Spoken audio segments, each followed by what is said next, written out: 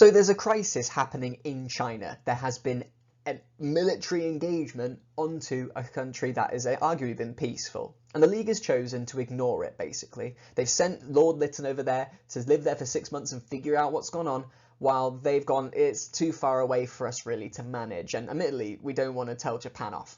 But after 6 months, Lord Lytton returned with his report. It's a big document, and essentially all it said was, Japan invaded Manchuria without probable reason.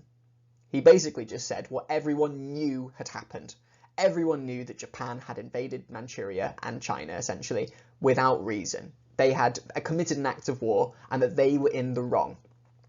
Everyone looked after he said it, and everyone in the League of Nations just looked at Japan, and the Japanese member of the League of Nations stood up, went to the podium, and told all of the members of the League of Nations that they were wrong.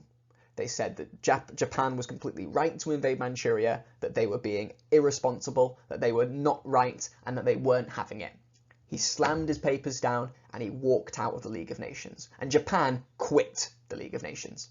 Japan quit being a part of peace efforts because they had broken peace efforts. I'd call it a bit like a crying baby, going like being found out for what they'd done wrong. But you can see the problem here. The League of Nations' whole idea is that there is no war, but the League of Nations had an opportunity to try and resolve the situation, get Japan out, but Japan just said, no, I'm not listening, and left. Suddenly, the League of Nations powers are not good enough to, shall we say, respond effectively to a crisis. They were slow in the first place. They were slow, and they were only realised after 6 months of Japanese occupation in China. Now, on top of that, it showed the world that the League was a weak organisation. People like Hitler and Mussolini, who are leaders of Italy and Germany respectively, they saw this happen and went, oh, so if I, invade somewhere, the League of Nations isn't really going to be able to stop me because they couldn't stop Japan. So why should they be able to stop me instead? So the consequences of the Manchurian crisis is that it reveals the League to be a weak organisation. It reveals the League to be bad at solving international crises. Not a good look.